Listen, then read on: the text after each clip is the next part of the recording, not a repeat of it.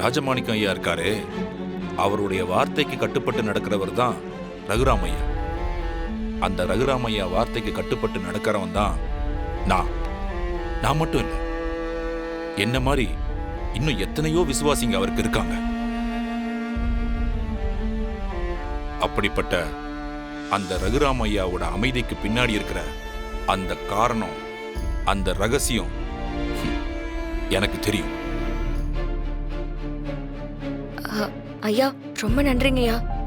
நீங்க சொல்ல போற இந்த விஷயத்தினால ஒட்டுமொத்த குடும்பமும் தலை நிமிர்ந்து நடக்க போகுதுங்கய்யா.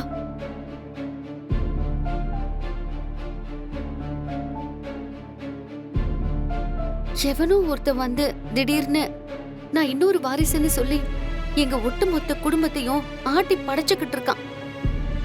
இப்ப நீங்க சொல்ல போற இந்த விஷயத்துலதான் எங்க குடும்பத்தோட நிலைமைய மாற போகுது. சொல்லுங்கய்யா, உங்களுக்கு தெரிஞ்ச விஷயத்த சொல்லுங்க.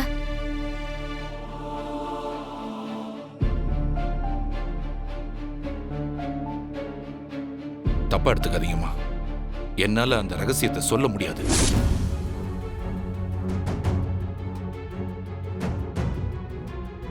ஐயா என்னையா சொல்றீங்க? எங்க குடும்பமே இடிஞ்சு போன மாதிரி உட்கார்ந்துட்டு இருக்குங்கய்யா. உங்க ரகுராம் ஐயா மேல இவ்ளோ பெரிய பழிய தூக்கி போட்டிருக்காங்க. அதை நம்ம தீர்க்க வேண்டாமா? உங்க ரகுராம் ஐயாவோட குடும்பம் இவ்ளோ கஷ்டப்படுறது உங்களுக்கு ஓகேவா? அப்படி இல்லம்மா, இவ்வளவு நடந்தும் ஐயாவே ஒரு விஷயத்த சொல்லாம அமைதியா இருக்காருன்னா அவருடைய விசுவாசி நான் மட்டும் எப்படி சொல்ல முடியும்? என்ன மன்னிச்சிடுங்கம்மா, என்னால் அதை சொல்ல முடியாது.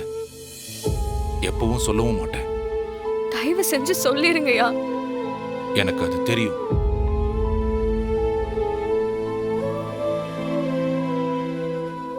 ஆனா அதை நான் சொல்ல மாட்டேம்மா. எதுவா இருந்தாலும் நீங்க போய் ரகுராமையா கிட்டே கேளுங்க. அப்படியே நீங்க கேட்டாலும் அவரும் அதை சொல்ல மாட்டாரு.